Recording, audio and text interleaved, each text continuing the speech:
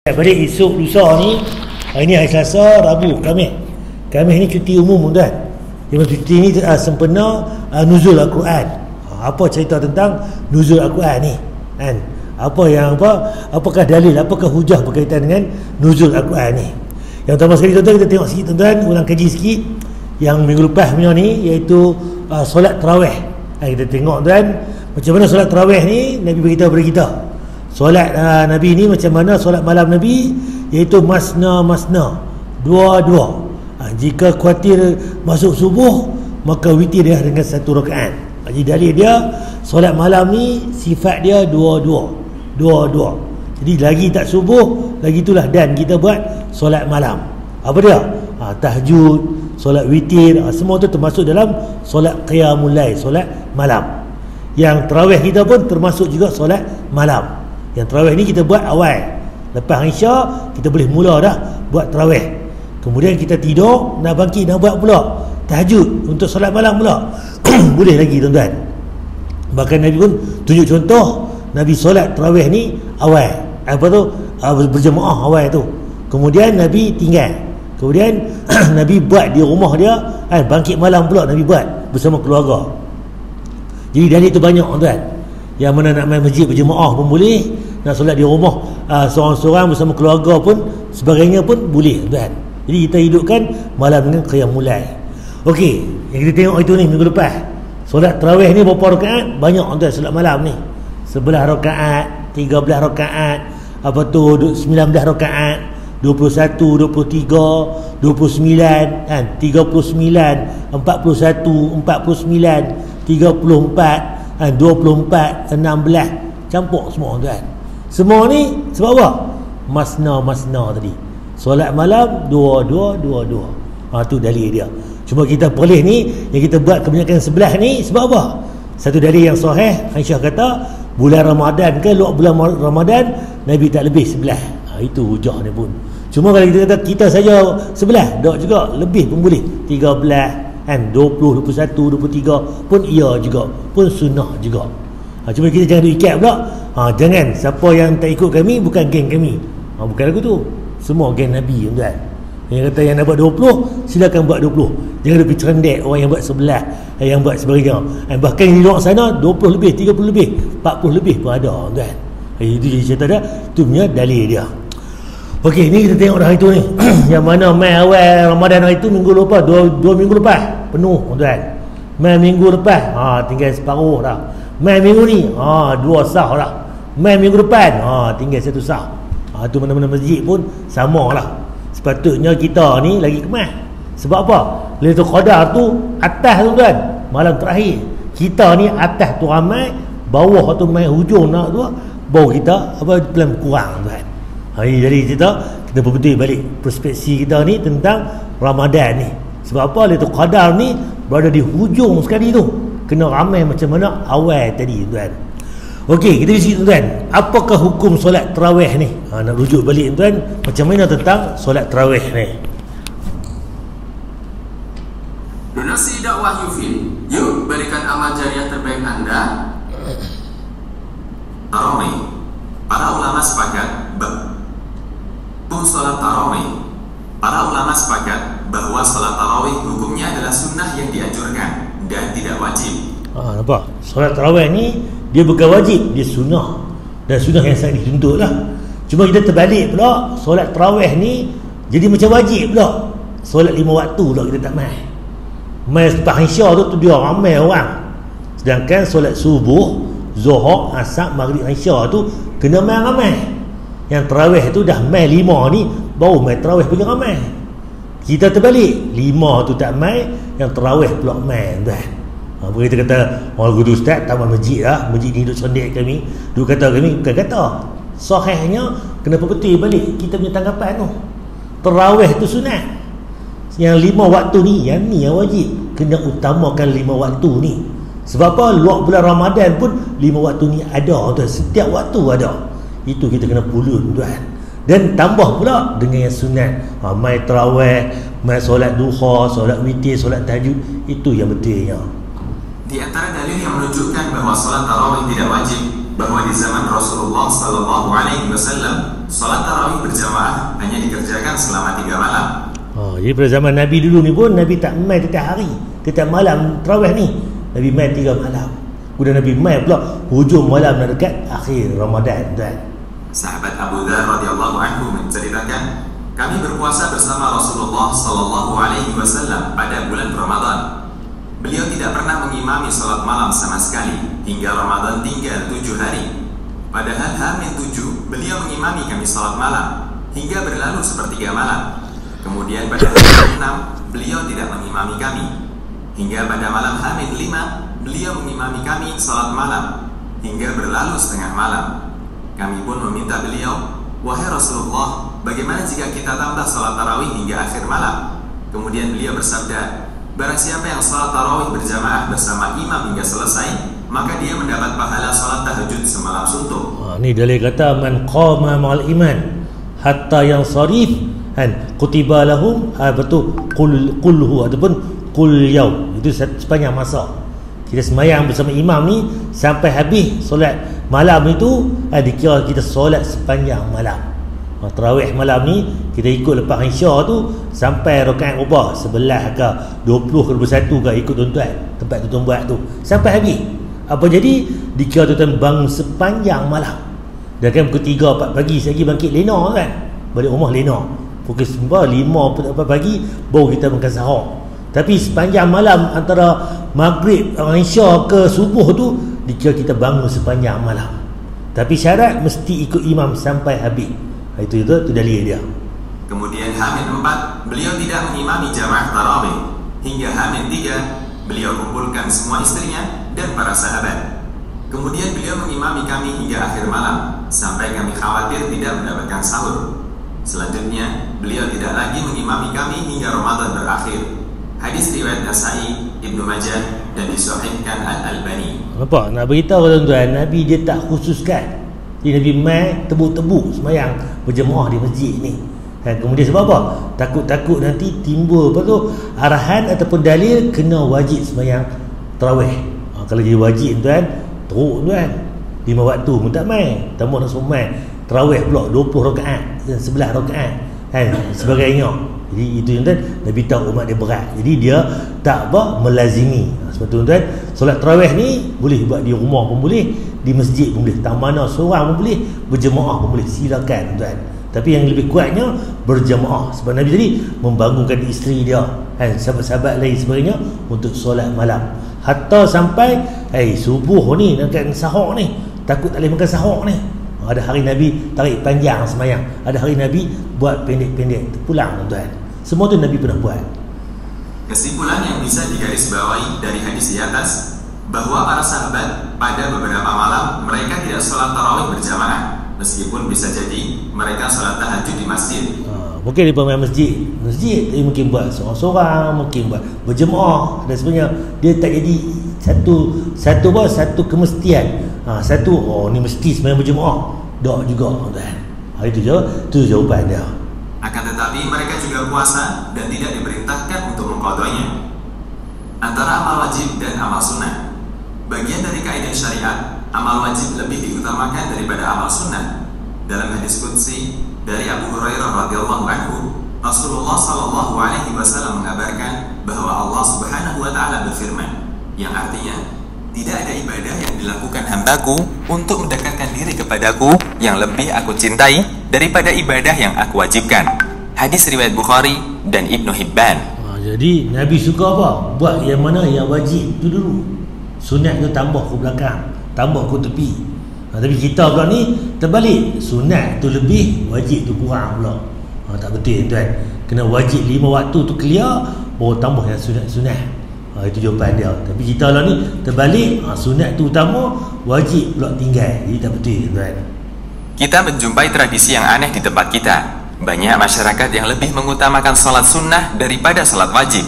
Untuk salat wajib, dia rela meninggalkannya. Sementara untuk salat sunnah, nampaknya berat baginya untuk meninggalkannya. Salah satu kasusnya adalah salat tarawih. Kadang ada orang yang setahun sama sekali tidak pernah masuk masjid. Tiba-tiba ketika tarawih, dia berada di barisan depan. Ada yang tidak pernah salat, tiba-tiba menjadi rajin salat tarawih. Melihat kebiasaannya, dia lebih mengutamakan sholat tarawih yang sifatnya sunnah daripada sholat 5 waktu yang hukumnya wajib. Orang tidak akan berdosa gara-gara tidak mengerjakan yang sunnah, namun dia berhak mendapat dosa jika dia meninggalkan yang wajib. Nampak kena betul balik masyarakat kita. Mereka tak boleh. Kalau dia boleh main tarawih tu, kita kena cuba bagi kesedaran, banyak balik. Kena main lah 5 waktu yang lain. Bagi apa? Bagi dia faham balik. Oh, itu sunat. Yang wajib ni lebih utama lagi. Kalau tak main tarawih pun tak boleh dosa apa pun. Kalau kita tak solat yang berjemaah ni, itu yang lebih berdosa. Sekarang orang ni sanggup kan, tak pernah semayang langsung muka rumah, tapi bila main tarawih ni semayang tu kan. Bagus dari segi satu sudut, tapi dia buat yang sunat. Jadi dia terlupa kata yang wajib tu patut kita tekankan. Okey, tajuk kita hari ni tuan, nuzul Al-Quran. Apa cerita tentang nuzul Al-Quran ni? Itu tentang nuzul ni, tentang penurunan Al-Quran. Al-Quran diturunkan ni macam mana, bila ke tarikh dia, betul waktu dia dan sebagainya. Okay, yang pertama tuan-tuan, bulan Ramadan merupakan bulan Al-Quran. Bulan Ramadan ni bulan Al-Quran. Pada bulan Ramadan inilah betul Al-Quran diturunkan oleh Allah SWT. Sebab apa? Bila kata lagu tu, apa dalil dia?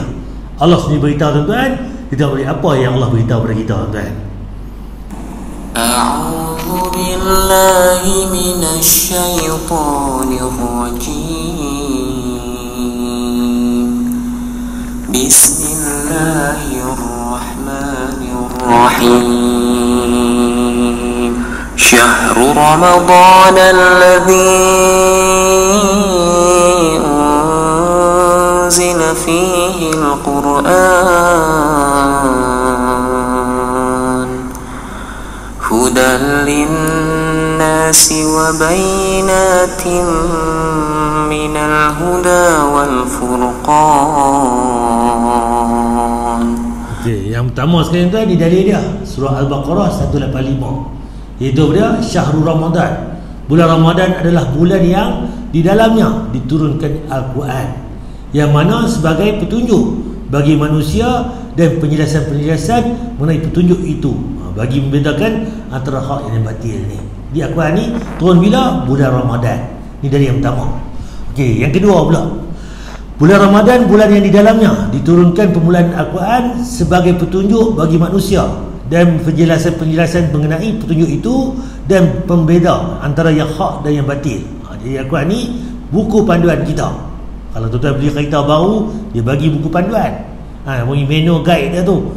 Bila tu apa, 10,000, 5,000 tukar minyak apa, timing belt berapa, 80,000 tukar apa, minyak apa ni berapa pula sebagainya. Semua tu dikira-kira diberitahu tuan. Tu nak buat kereta. Kita hidup ni pun sama juga. Allah tak bagi hidup saja-saja. Dia bagi panduan ke kita macam mana halal haram, apa balasan buat baik, apa balasan buat jahat, dan apa dia punya ganjaran sebagainya. Semua tu dicerita dalam Al-Quran. Al-Baqarah 185. Kemudian tuan-tuan lagi berpuasa Ramadan bersama Al-Quran. Ada Al-Quran ni, Ramadan di bulan Al-Quran, apa cerita tuan? Berpuasa Ramadan bersama Al-Quran. Ramadan di samping bulan untuk berpuasa dan qiyamul lail, dia juga merupakan bulannya Al-Quran. Allah Subhanahu wa Ta'ala menurunkan Al-Quran di bulan Ramadan, dan pada bulan ini pula Rasulullah SAW saling memperdengarkan Al-Quran bersama Jibril alaihi salam. Untuk maklum tuan-tuan, Jibril ni, malaikat Jibril, dia akan talaqi musyafah. Nabi baca, Jibril dengar. Kalau salah dia betul tuan. Dia perkemas balik. Macam kita lah, kalau ada ustaz, cikgu kita ni, kita pederah balik, betul tak betul baca, tajwidnya apa, huruf makhraj sebagainya. Jadi Nabi ni dengan Jibril bila main Ramadan ni, dia kerap lagi untuk diperdengarkan Al-Quran. Dari Ibnu Abbas radhiyallahu taala anhuma, beliau berkata, Rasulullah SAW adalah orang yang sangat dermawan dengan kebaikan, terlebih pada bulan Ramadan, karena Jibril alaihi salam senantiasa menemui beliau tiap malam pada bulan Ramadan hingga Ramadan usai untuk jadi tuan, Jibril ni dia turun jumpa Nabi Muhammad ni setiap malam. Nampak tuan? Perdengarkan Al-Quran kepada Jibril, dan saat Jibril menemui beliau, beliau lebih dermawan dalam hal kebaikan dibanding angin yang bertiup. Nak beritahu pula tuan, Nabi pula bila Ramadan ni dia lebih buat benda kebaikan. Kalau derma tu cepat tangan derma. Kalau tolong orang tu cepat nak tolong orang. Apa saja sedekah ke kebaikan kau Nabi suka buat di bulan Ramadan lebih-lebih lagi. Tambah lagi tuan-tuan. Kita pun sama juga lah. Ramadan ni tambah lagi ibadah kita tuan. Di bulan yang suci ini, janganlah terlewatkan begitu saja. Marilah kita isi dengan memperbanyak membaca Al-Quran, terlebih apabila kita sanggup untuk menghafalkannya. Kalau kita boleh hafal lagi baik tuan. Jadi tu bagi awal apa tu moral apa tu sahur ni 4 pagi 5 pagi hafal Quran baca. Subuh ni ambil satu muka baca ke. Zuhur asar maghrib isya kita ulang. Hari tu kita buat tuan. Ada beberapa keutamaan dan pahala bagi para pembaca dan penghafal Al-Quran yang perlu kita ingat. Pertama, orang yang membaca dan menghafalkan Al-Quran akan memperoleh gelar sebagai manusia terbaik dan mulia. Khairukum man ta'allama al-Quran wa 'allamahu. Sebaik antara kita ni siapa dia? Yang belajar Al-Quran dan mengajar Al-Quran. Ni dalil dia. Allah SAW bersabda yang artinya, sebaik-baik kalian adalah orang yang mempelajari Al-Quran dan mengajarkannya. Jadi siapa dia? Tok guru tu baik, anak murid pun baik. Siapa dia? Antara kita semua ni kena belajar Al-Quran. Kalau belajar ilmu lain tu bagus juga berilmu. Tapi Al-Quran ni lebih-lebih lagi terbaik antara kita semua tuan. Kedua, orang yang membaca dan menghafalkan Al-Quran, baik yang mahir maupun yang masih kesulitan membacanya, itu semua akan terhitung sebagai pahala di sisi Allah Azza wa Jalla. Baca elok pun dia, baca tersangkut-sangkut terbatak-batak pun Allah bagi pahala. Cuma kita kena belajar lah, kena betul balik bacaan kita ni. Tapi usaha belajar Allah suka tuan.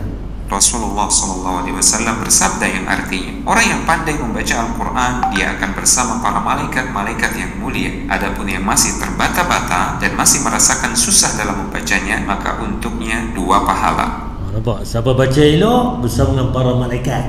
Siapa baca sangkut-sangkut, duk betul lagi bacaan, tak betul, duk ulang bagi betul, dapat 2 pahala.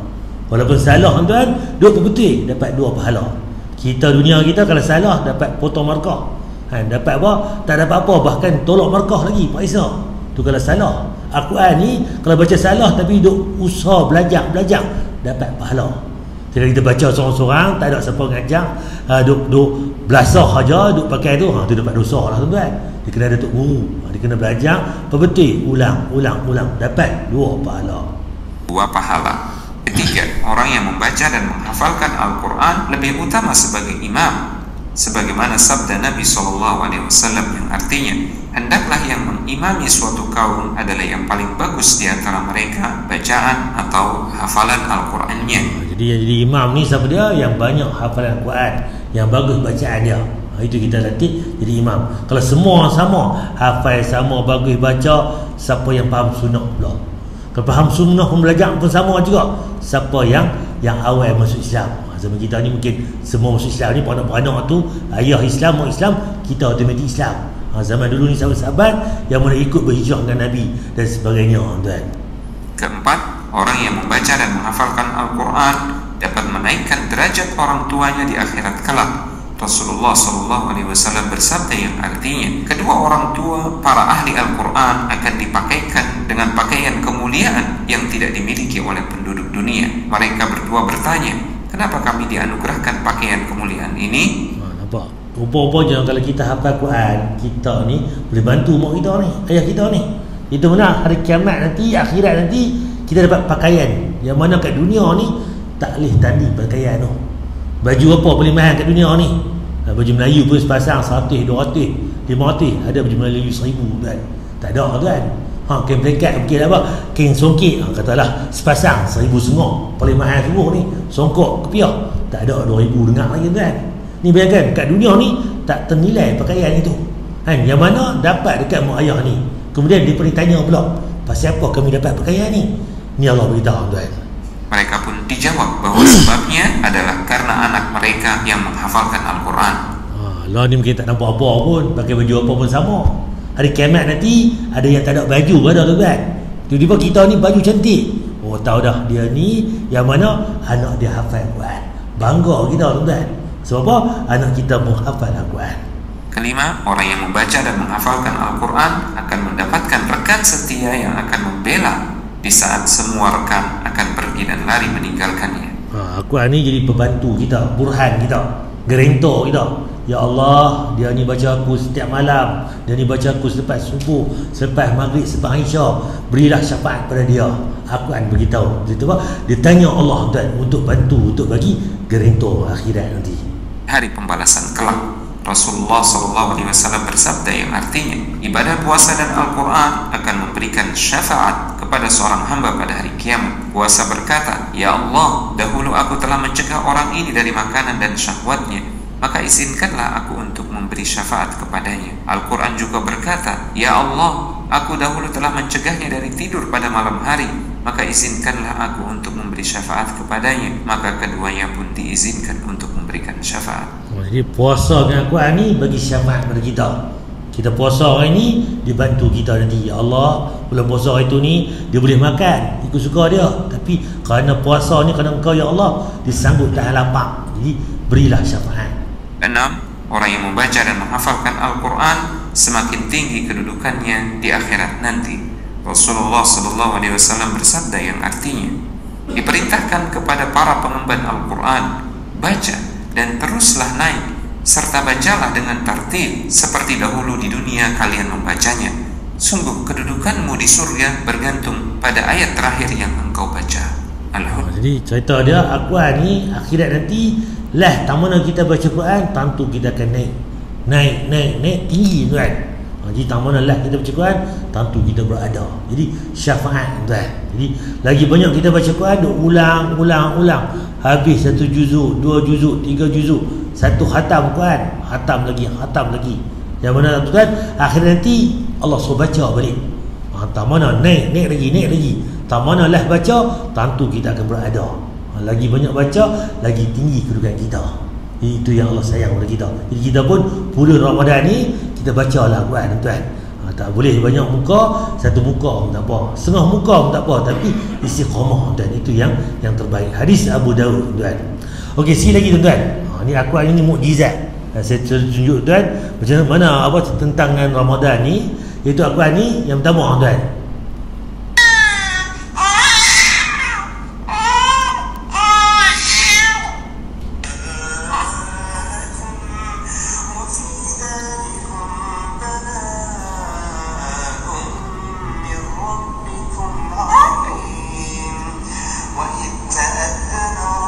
Budak ni duk kaya-kaya dengar Al-Quran, tenang sebenarnya.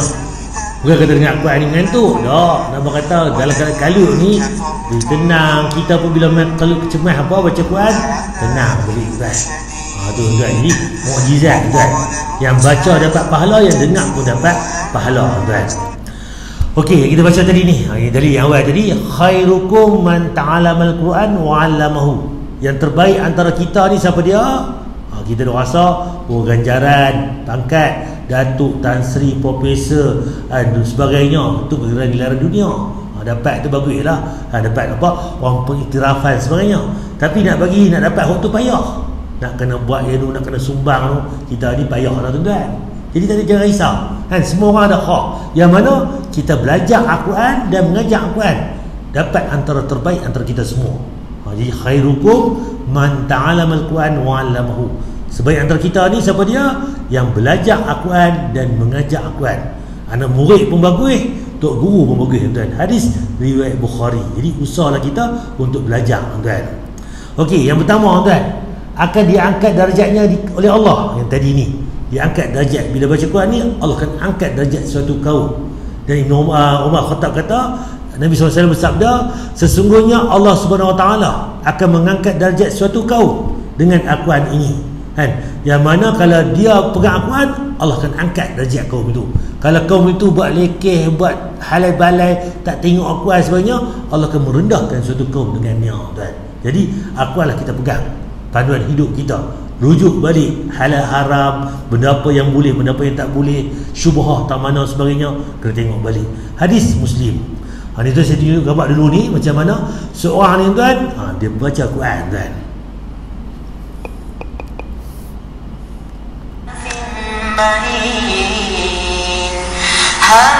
Hammazin masya'in binamim manna'in lil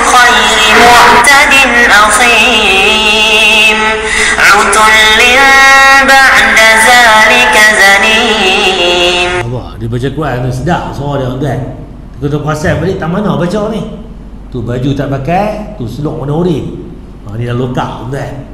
Geri besi tuan. Macam mana orang yang boleh hafal Quran masuk lokal tuan? Asatirul awwalin sanasimuhu 'alal khurtum sanasimuhu 'alal khurtum. Okey dah. Macam mana dia boleh masuk penjara ni? Bunuh orang ke, rompak ke, menyamun ke apa? Hujung tuan. Bila cek balik tuan, hujung ni beritahu. Kisah Hafiz Al-Quran yang dipenjara. Nama dia Muhammad Jamaluddin. Umur dia 16 tahun 2014. Lah tambah dah. Apa? 6-7 tahun tuan. Dah tua dah dia ni budak ni. Apa dia? Keturunan dia ni ibu dia Thailand. Mak dia, bapak dia ni Kemboja. Rupanya bukan orang Malaysia, orang luar. Kan? Sebab apa tangkapan dia ditangkap semasa keluar bersama jemaah tabligh. Di mana? Di Kota Baru. Mungkin dia ni main udah tabai yalah apa tu naratiwat tu masuk. Mungkin masuk tu pakai pasport ke, bordepas pasport lah kot mungkin. Kemudian tapi kita ni bila duduk tempat tempoh, lebih tempoh, kena tangkap tuan.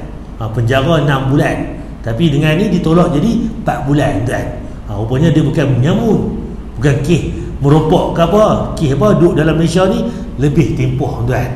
Okey, ni dia hafal Quran tuan.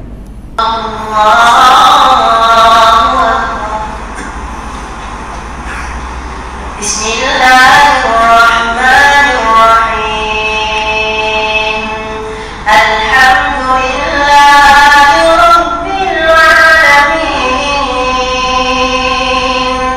Ar-Rahmanir-Rahim. Tuan kenal siapa ni tuan? Yang tadi ni budak tadi yang nama Jamaluddin apa Jamaluddin tadi ni, yang nama Muhammad Jamaluddin tadi tak pakai baju. Pakai selok apa lokal. Dia keluar tuan. Ni dia apa dipanggil apa jadi imam mengajar Quran sebenarnya. Sebab apa? Dia hafal Quran. Bila hafal Quran tuan, nampak Allah akan mengangkat darjat suatu kaum itu dengan Quran. Kalau dia menghina Quran, tak guna Quran sebenarnya, Allah akan jatuhkan martabat semua tu. Kalau kita ni hang mana itu ni 6 bulan tak nampak masuk penjara. Nak kerja orang tak ambil tuan. Tak apa, saya kerja free je, bagi makan je, orang tak ambil tuan. Sebab apa? Takut kau rembat beli barang-barang. Sebab apa? Sebab dia mencuri. Tapi nampak dia masuk penjara tadi sebab apa? Bukan kes mencuri merompok apa, kes apa? Tamat tempoh sebenarnya. Sebab dia penghafal Quran, keluar tuan tu dia masih masjid panggil jadi imam tarawih ke, mengajak Quran sebagainya. Nampak tuan, Allah tunjuk dekat dunia ni kan, terang-terang kat kita apakah kelebihan kita menghafal Quran. Kalau tak dapat kat dunia pun tak dapat apa pun, akhirat pasti Allah bagi tuan. Itu janji Allah yang pasti tuan. Okey, dah budak ni tuan.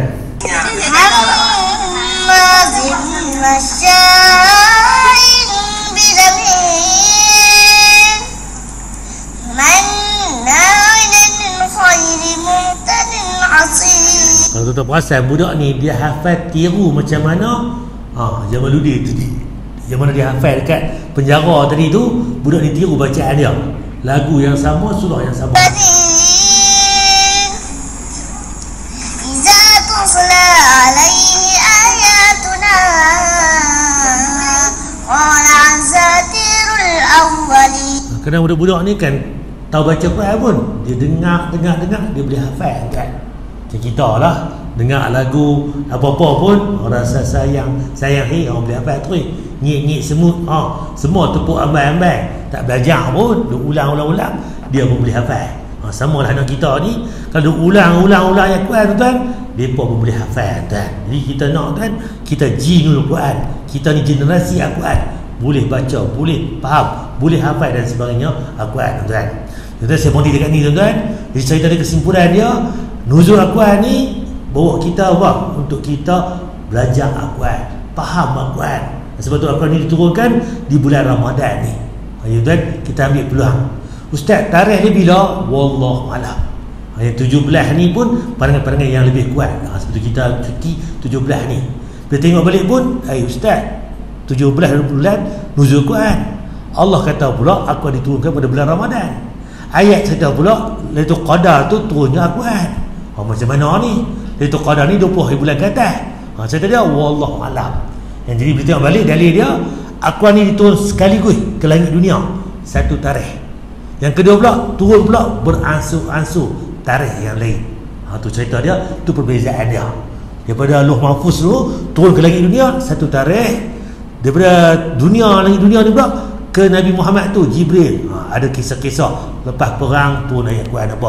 Cerita ni turun apa pula. Sentiasa turun-turun. Itu tarikh-tarikh yang lain pula. Jadi bila bulan Ramadan.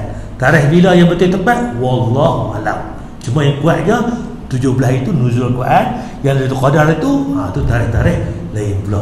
Jadi sekaligus tarikh dan beransur-ansur wallahu alam. Kita nak tanya tentang tajuk kita hari ni. Cerita dia tuan, nuzul Al-Quran ni bulan Ramadan, bulan Al-Quran. Kita baca Al-Quran, kita hafal Al-Quran kalau boleh tuan. Dan kita faham pula. Kalau dah hafal dah habis dah satu khatam, buka pula lepas ni tengok pula makna.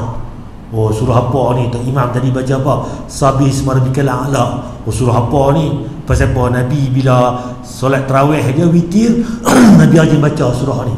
Jadi semua tu kita tengok, oh tahu sebab apa. Ni hari Jumaat pasal apa baca sejadah. Ni sebab apa? Kita tahu tuan. Sebab apa? Kita belajar tuan. Dan wallahu alam tuan. Seperti tu dulu untuk ini, ada tuan nak tanya apa tak? Kita dengan tajuk kita nuzul Al-Quran. Ada tuan nak tanya? Ya, sila. Witir. Okey, witir. Ya. 3 rakaat. Satu salam. Okey.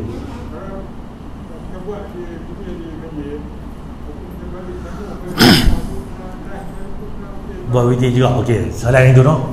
Okey, jawapan dia ada sahabat kita tanya, kita buat tarawih kat satu masjid, kita ikut imam, dia pun buat witir 3 rakaat kata. Kemudian kita balik rumah lena bangkit malam pula buat tahajud pula kata. Nak buat witir ke tak payah dah. Jawapan dia tak payah dah. Sekali saja witir dalam satu malam. Nabi kata tiada witir 2 kali je, sekali saja witir dalam satu malam. Kalau buat awal, hujung jangan buat. Kalau awal tak buat hujung.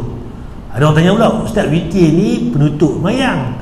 Tadi saya tutup dah mayang saya. Saya lepas main tarawih tutup witir. Lepas tu bangkit malam buka pula tahajud. Tak nak tutup pula lah. Dah pakai tutup tadi ni. Witir ni sekali saja malam. Memang masuk witir tu ganjil. Dia penutup solat kita akhir. Cuma kita dah terbangkit pula, boleh buat pula, tak ada masalah. Ya. Ya. Dia tinggal. Macam mana? Boleh tak boleh? Yang tu pun boleh juga sebenarnya. Sebab dia dah azam lagi dia nak bangkit malam nanti pula. Pun boleh juga, tak ada masalah. Jadi dia ada banyak jalan. Ikut. Tapi itulah dari dalil pun kalau tengok yang lebih kuat tu, yang kalau nak cantik dia, kita buat sampai habis dengan imam. Buat Isya, buat tarawih, buat witir. Sebab dalil tadi man qama ma'al imam hatta yang sorif, sampai selesai. Kutiba lahu qiyamul lail. Dikira kita bagi sepanjang malam. Di sampai selesai tu saya kata cerita, ulama dia kata kalau buat sampai tarawih saja tak selesai lagi witir. Nampak? Kalau kita buat tarawih dengan witir baru selesai. Itu pandangan ulama. Wallahu alam. Tu cara dia banyak-banyak jalan boleh. Kita nak kata depa ni tuang ni tak bagus ni, dak juga sebab dia buat witir tengah malam nanti. Pun iya juga. Sebab kita buat sembahyang berjemaah ni pun tadi kita sembang, Nabi tak buat tiap hari. Dia buat kadang-kadang berjemaah. Banyak dia buat di rumah dia. Tu cerita dia. Sebab apa? Tak mau memberatkan. Yang kita buat lah pula, kalau buat kat rumah pakai doa ustaz, kena cendol, kena nasi mutabak pun, nasi kan Arab pula, terlentang tu pakai doa lah. Tu kita kekuatan kita buat masjid amal-amal seronok. Semangat sikit. Pak loh umur 80, kemas lagi aku baru 30. Macam tu, jadi kita fastabiqul khairat. Jadi masing-masing tu ada hujah. Jadi kita jangan, kita tahu belajar lah ni, buat lagu ni ya, buat lagu tu ya. Jangan mengatakan kat orang cukup. Masing-masing tu ada hujah dia. Dan wallahu alam. Ada tanya tuan lagi? Terana saya rasa sekat untuk ini insya-Allah. Dan subhanakallahumma bihamdika asyhadu an la ilaha illa anta astaghfiruka wa atubu ilaik. Assalamualaikum warahmatullahi wabarakatuh.